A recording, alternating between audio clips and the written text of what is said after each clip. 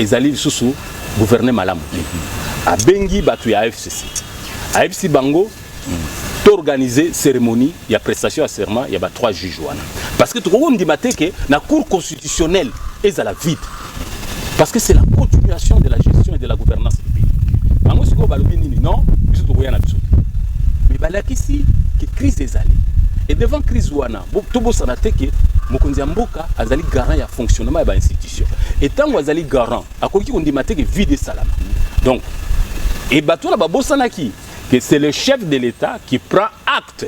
Il y a prestation à serment à juger ça bangote. Bango ezali kaka net télévision. Pour peuple aye ba juge wana, il fallait ba leka à travers ba représentant ya peuple, ba mona bango et puis peuple pe mona bango. Chef de l'État a respecté principe wana. Akena bango tina parlement, ba prêter serment.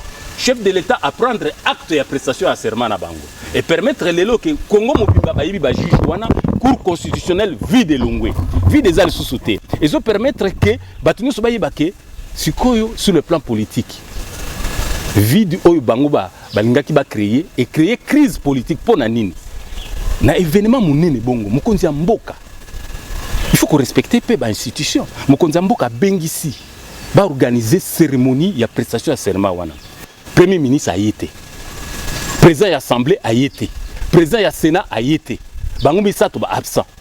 Ça veut dire que sur le plan, il y a gouvernance, sur le plan exécutif, parlement, cohésion, ils ont sous-sauté.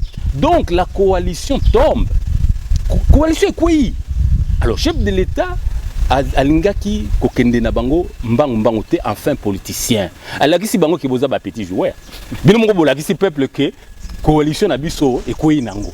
Le chef de l'État a bien Bango Boy. Bon, Ngai en tant que garab à institution, na sengi ba classe politique nyonso ba ya tukutana na yeba biloko nini balingi toko yebisa ba député parce que FCC loko bazo bosana FCC eza légalité c'est une organisation de faits c'est une organisation politique comme toutes les autres organisations superficielles qui se forment entre deux personnes mais les forces légales les forces qui ont compétences légales pour s'engager par rapport au processus électoral, par rapport à la loi électorale, ce sont les plateformes électorales. Et les plateformes électorales, le FCC n'en est pas une. Donc c'est une plateforme de fait qui est constituée pour des intérêts politiques d'un groupe. Et devant la responsabilité politique du chef de l'État, devant l'exigence de créer la cohésion au sein de la nation, il a demandé à ces forces politiques, toutes tendances confondues, quel est leur positionnement devant la crise qui s'est matérialisée par les points culminants où ils vivre bisonyonso. Moutou ça témoin non. Événement wana il est kaki na miso moutou ça monique crise ezali. C'est comme mukonzambo kalobi boye bino peuple bolobi nini. Peuple alobi dissoudre. Ba muso balobi te boyo kananan. Les loyo mukonzambo en tant que garant, en tant qu'un bon politicien alobi bon Natala nan. Solution ni bino bo pesingai. Azoyo kabiso, azoyo ka batu nyonso ba tendance nyonso. Ceux qui batona ba lobi sikoyo. Oh non, biso to boyi na biso to continuer. Chef de l'État a koki ko permettre que vide salama na sommet ya mboka. Ça veut dire que politique ezali na continuation nango. Vide koko salama te. Et quand vide koko salama te, mokonzi mboka aza capable ya kozwa décision lelo yo à dissoudre l'assemblée. Et peuple congolais a ko applaudir. Or mokonzi mboka aza prudent. Aibisi bango non. Malgré que bino moko boyebo beta ndembo te bo beti mabe FCC balakisi incompétence politique na bango na immaturité politique wana na lobby yango clairement parce que le peuple congolais a témoin il y a ba comportement au bazo ko affiché devant le peuple. Alors, difficulté na bango tsiko ekomi nini tokeyi papa difficulté na bango ekomi ke baza incapable ya ko mobiliser peuple pour les loyo soki kaka une solution té na processus oiza lelo ça veut dire tokende mukonzi mboka consulter bato nyonso ayeba vision nini ko bima na vision wana akoki pe ko sala choix ya ko voter un informateur informateur wana ako évaluer sikoyo majorité oiza na parlement soki akoki ko dégager majorité mususu par rapport na majorité oiza na pouvoir oiza ko gouverner on a ça que ozope sanzela déjà pour que nos côté sakaniaka pour vous n'avez pas la majorité. Parce que tout ça là qui a liboso, ce chef de l'État, Rolinga Maël, mais Maël a créé majorité, Moussoussou, Tokolobake, démocratie chrétienne na bandeko ya FCC a fait bandeko ya cash bolingi bo kubeta chiti ya simandenge ba congolais ba lobaka message de Minongala. Non, je crois que est-ce que yo on peut permettre que mboka ekota na kayo na kao tokota na confusion tokota na ba rébellion? Non. Mboka vide ezalaka te. La politique a horreur du vide. Ce qui va créer kaka vide ba force centrifuge, ba force extrémiste et comme ça là et créer confusion pour mboka elingaka vide te. Le chef de l'État azama yele. Omuntu ndenge beti bango bazo kokate ko landaye parce que bango bakanisa ki baleka ki yemayele. Bango bakanisa ki lokola bazana majorité et puis ba préparer ki biloko wana très bien avant balonga na pouvoir. Po ba yebaki ke peuple a repona bango te. Peuple a rolanda bango te. Ba yebaki ke soki tokenda ba élection ba ko gagner te. Ba yebaki yango. Voilà pourquoi ba préparer ki. Obi ki batia ba mitambo ebele. Ba institution mingi économique ba komisango privé ba biloko ebele izaki ya l'état ba komisango ba privé bazoko zo mbongo ebele bazoko blanchir mbongo bazoko komisa mbongo izaki ya l'état et komi ya bango. Alors na ba force nyonso wana eza ba tie ba force financière na bango ba tie ba biloko ebele na biloko nyonso wana ba tie bango bazoko kanisa ke ba ko continuer ko contrôler mboka. Or chef de l'état akena bango malembe alakisi bango ke ayibo beta ndembo ya politique bobo sana te likambo moko oyebi ke na Congo depuis tozwa indépendance c'est pour la première fois tozwi président de la République oyo aza politicien ba uno so baleka wana bazaki mame non depuis fait président Kasavubu oyo azaki président ya liboso ya mboka na biso ya azalaki politicien OK ba poniye a beta kindembo na ndenga politique mais ba force centrifuge yaki ba force oya dictature ekotaki depuis ya longwa ba président nyonso ba succéda ezali soit bazali ba chef de guerre soit bazali ba militaire soit bazalaki ba rebelle ba koti na pouvoir et il permetta quitter que politique salama na mboka po bato wana oyo bomona ki dictature ekotaki na era Mobutu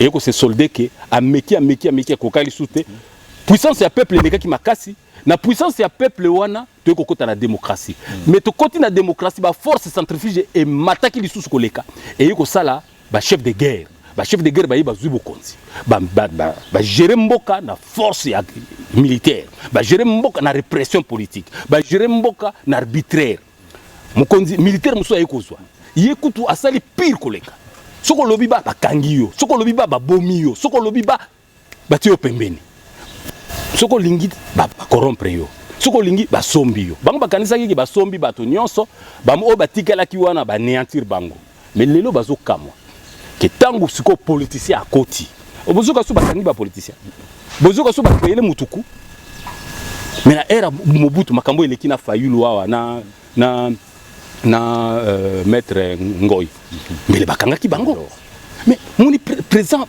a géré démocratiquement incident moko salamité biso oyo ba monter la biso ba coup pour na ba réprimer biso parce que ba koka kité ko somba biso na mbongo ba koka kité ko somba biso na clientélisme politique mais ça te que na kanda wana yango ozu penza position na IDPS na IDPS pour biso position na biso eza idéologie o se venger biso to sala vengeance te ngana sina pardonnant combat parti na ngaza nini démocratie chrétienne okay. Ça veut dire un chrétien c'est l'homme qui pardonne parce que le pardon libère ngana zana sérénité makasi de lopona lobana miso batu pambate nazoko se reprocher na eloko mokote nazoko en vouloir na mututé mais tozoko bunda pona intérêt à peuple et intérêt peuple zo permettre biso te to sala to continuer ko saba erreur wana peuple azo souffrir tala lelo yo ça fait 2 ans depuis que changement ya solo ekoti na mboka mais peuple azo se retrouver te pona nini po bango ba tiaki ba force na bango o izo permettre ba continuer ko contrôler situation pona bango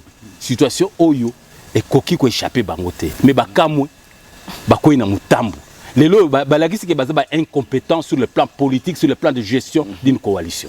Monsieur Eugène Minongala na koloba na yo tozo sentir que aux an esprit moko penza le la katikati vous parlez du pardon vous parlez cohésion et ça ba moment moko penza la kamala na kati ya pacification mais bendi moi maile na biso parce que na kati ya coalition FCC Cash boza pena groupe moko thématique o ezali chargé ya koluka kimia mais pour nani te penza ba kokipe ko zwa yo na bolingo ozana yango pona mboka bo discutaka na kati ya coalition parce que na ebité soki lelo ndeko ndiem de ngela zo sepela que parce que tobite ko le biango ozopesa ka maele que position et que ndetolongo na coalition to que na cohabitation et déjà na coalition ezala ki gestion moko penza partager à bonne gouvernance mais ba ku ezali mais pona nini tende ko Eugène Domingo là na langage ozana yango na poids politique na considération parce que na bi que président Tshisekedi yoki la Kaloming o mekalisusu ko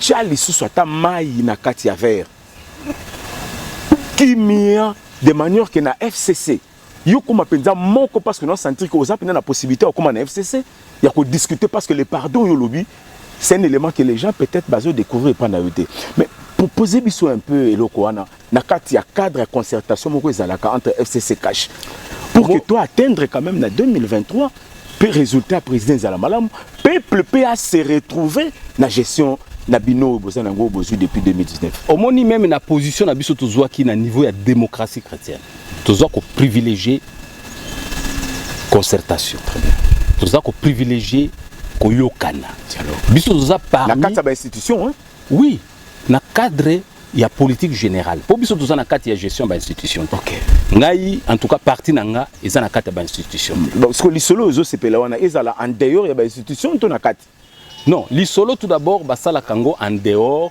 ya ba institution parce que ceux qui ba politicien bazo solo là par exemple accord balobaka FCC cash eza ba accord en dehors ya ba institution mais sikoyo ba memi tant ba yokani ba vandisi yango na kati ba institution biso sikoyo tozo ko privilégier concertation tozo ko privilégier dialogue tozo ko privilégier ba échange d'idées pourquoi toza parmi bateau baza ba cheval de bataille était il y a dissolution, il y a parlement. Très bien. Biso toujours conseiller ni. Bango moko balakisi faiblesse na bango. Parce que les erreurs monene sur le plan stratégique, faiblesse au FCC a étalé.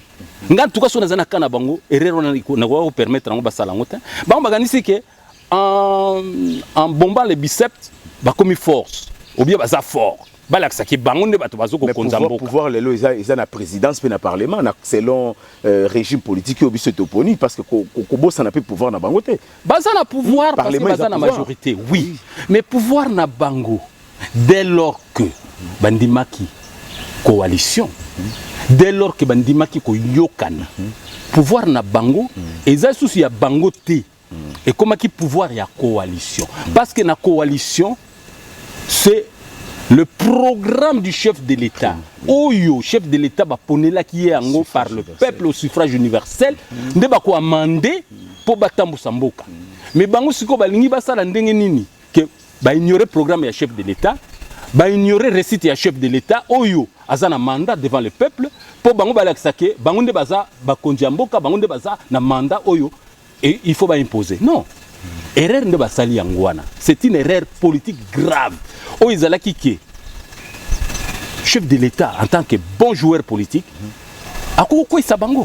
Babo sanate que chef de l'État a ba prérogative constitutionnelle. Oh constitution ils ont reconnaître yé que bango moko ba étaler ba divergence et monani na miso batunios. Les lois mutunioso boko ça sous peuple té. Bon le baté on crise des anangote crise des ali. Crise des ali parce que le gouvernement actuel les a quoi ya. Il n'y a plus la confiance qui devrait exister, la confiance réciproque pour faire marcher les institutions ensemble. Et devant cette crise de confiance, c'est la rupture politique. Et devant la rupture politique, le chef de l'État ne peut pas accepter que Vidis à la sommet de l'État. Sinon, Mbok et Kokota na kao. Et il y a préserver la sécurité du peuple congolais. Il y a préserver la gestion de Mboka. Et par rapport à tout cela, il peut utiliser aussi ses prérogatives. Mais, à l'obiboy, non. Gaza politicien. Nako dissoudre nanute. Nako tout na bango nanu. Est-ce que baza capable ya komemela ngai majorité mususu à part Oyo na travailler nango.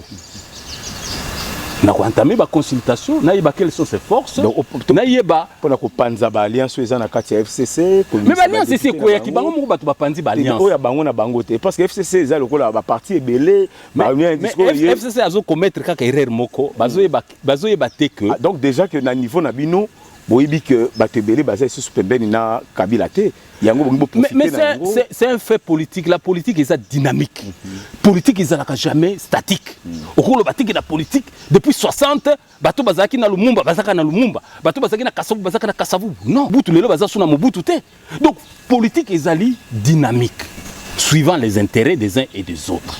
Et devant, bamsusu ba respecter volonté à peuple oyo apona ki bango.